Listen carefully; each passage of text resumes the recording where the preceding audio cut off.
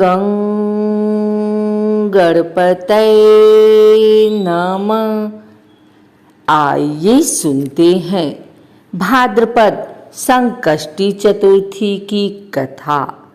युधिष्ठिर जुए में अपना सब कुछ गवाकर अपने भाइयों के साथ 12 वर्ष के वनवास तथा 1 वर्ष के अज्ञातवास पर जा रहे थे। इस समय वनवास के समय ही धर्मराज युधिष्ठिर के आग्रह करने पर महर्षि बृहदस्व ने नल दमयंती की कथा सुनाई। निषाद देश में वीरसेन के पुत्र नल नाम के एक राजा हो चुके हैं। वे बड़े गुणवान, परम सुंदर, सत्यवादी, जितेंद्रिय, सबके प्रिय, वेदज्ञ एवं ब्राह्मण भक्त थे। उनकी सेना बहुत बड़ी थी। वे स्वयं अस्त्र विद्या में बहुत निपुण थे। वे वीर, योद्धा, उदार और प्रबल पराक्रमी भी थे। उन्हीं दिनों विदर्भ देश में भीष्मक नाम के एक राजा राज्य करते थे। उन्होंने दमन ऋषि को प्रसन्न करके उनके वरदान से 4 संतानें प्राप्त की। 3 पुत्र दम, दान और दमन एवं एक दमयंती नाम की कन्या। दमयंती लक्ष्मी के समान रूपवती थी। निषद देश से जो लोग विदर्भ देश में आते थे वे महाराजा नल के गुणों की प्रशंसा करते थे। यह प्रशंसा दमयंती के कानों तक भी पहुंची थी।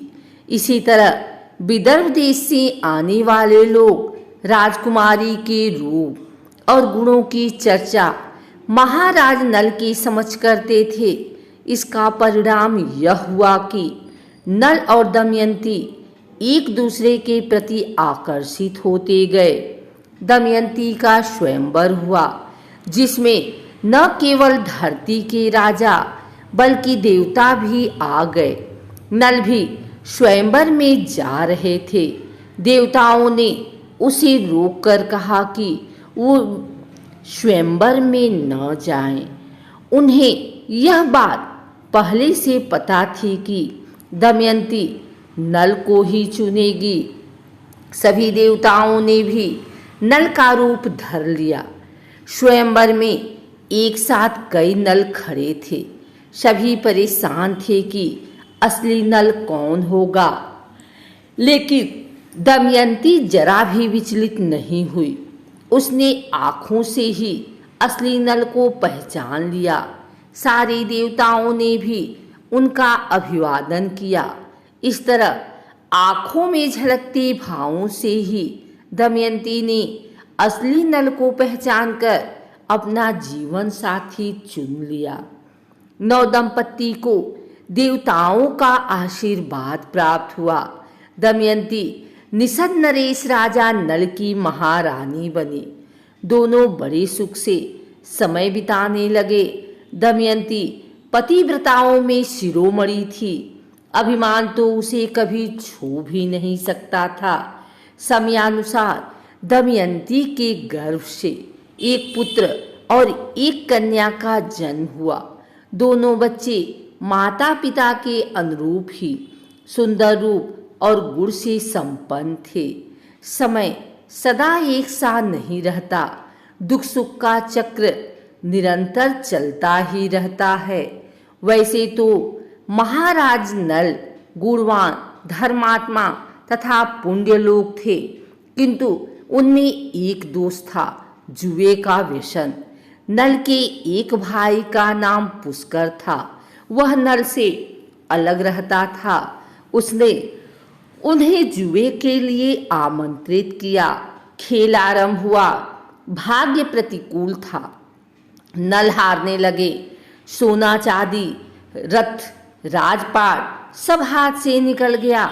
महारानी दमयंती ने प्रतिकूल समय जानकर अपने दोनों बच्चों को विदर्भ देश की राजधानी कुंडिनपुर भेज दिया। इधर नल जुए में अपना सर्वस्व हार गए थे। उन्होंने अपने शरीर के सारे वस्त्राभूषण उतार दिए, केवल एक वस्त्र पहनकर नगर से बाहर निकले। दमयंती ने भी मात्र एक साड़ी में पति का अनुसरण किया। एक दिन राजा नल ने सोने के पंख वाले कुछ पक्षी देखे। राजा नल ने सोचा, यदि इन्हें पकड़ लिया जाए तो इनको बेचकर निर्वाह करने के लिए कुछ धन कमाया जा सकता है।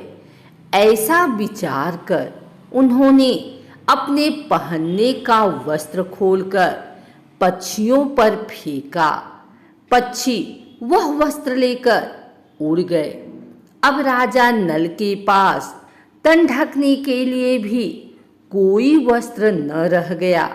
नल अपनी अपेक्षा दमयंती के दुख से अधिक व्याकुल थे। एक दिन दोनों जंगल में एक वृक्ष के नीचे एक ही वस्त्र से तन छिपाए पड़े थे। दमयंती को थकावट के कारण नींद आ गई। राजा नल ने सोचा, दमयंती को मेरे कारण बड़ा दुख सहना है।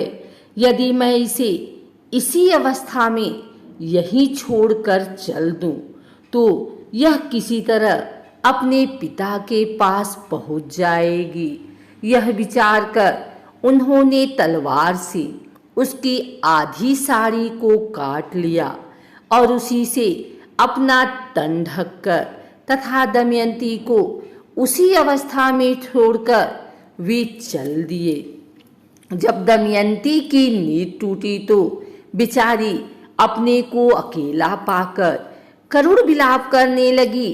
भूख और प्यास से व्याकुल होकर वह अचानक अजगर के पास चली गई और अजगर उसे निगलने लगा।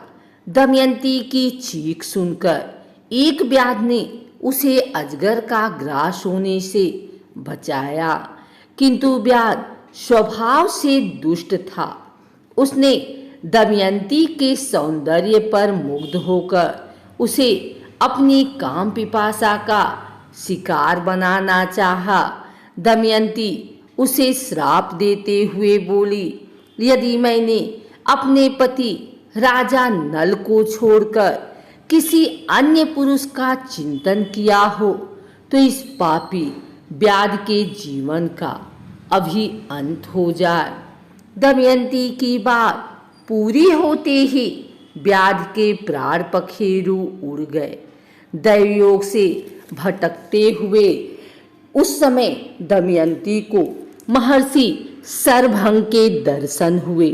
दमयंती ने मुनि को हाथ जोड़कर नमस्कार किया और प्रार्थना की, प्रभु मैं अपने पति से किस प्रकार मिलूंगी?